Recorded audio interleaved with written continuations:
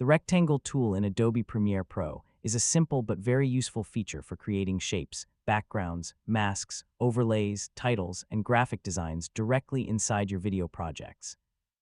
It's commonly used for lower thirds, text boxes, cinematic graphics, social media content, and masking effects.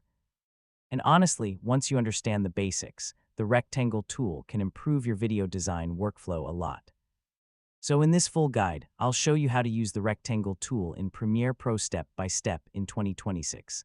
First, open Adobe Premiere Pro and create or open the project you want to edit. Now import your video clips and place them onto the timeline.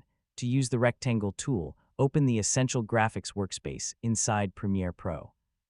From the toolbar, select the rectangle tool to start creating shape graphics. Click and drag inside the preview monitor to create a rectangle shape.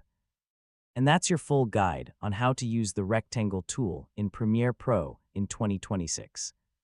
Hopefully now you have a clear understanding of how to create graphics, overlays, and motion designs using Premiere Pro.